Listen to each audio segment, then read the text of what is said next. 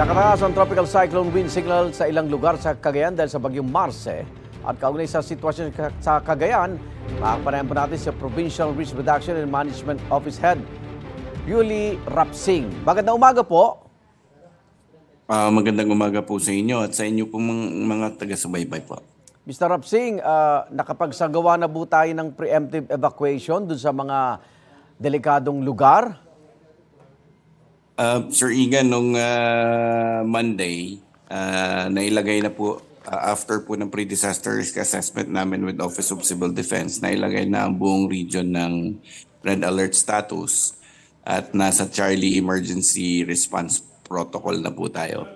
Under such protocol, hindi na po preemptive, forced evacuation na po. Opo. Mga ilang anbilang ng kababayan natin na forced evacuation po dyan?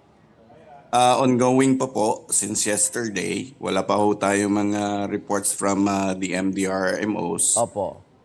Ilan na yung nailikas po nila. Sa kasalukuyan po, kamusta ang panahon ngayon? We're experiencing moderate to heavy rains po. Although sa gustiness ng wind, wala pa po kaming nararamdaman.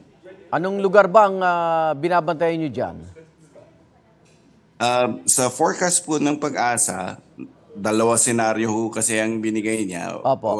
Dahil nasa high pressure sa taas, maaaring mag-landfall mainland, or yung unang senaryo ay babaybay lang sa Babuyan Channel. Opo. Nevertheless, sa laki ho kasi ni Marce, we will experience yung threat, tatlong secondary hazard po ng tropical cyclone, yung flood, rain-induced landslide at storm surge. Opo.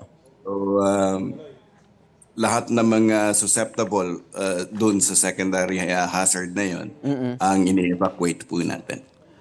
Ingat po kayo. Maraming salamat, Cagayan Provincial Risk Reduction and Management Office Head, Rueli Rapsing. Salamat po. Maraming salamat din po sa inyo.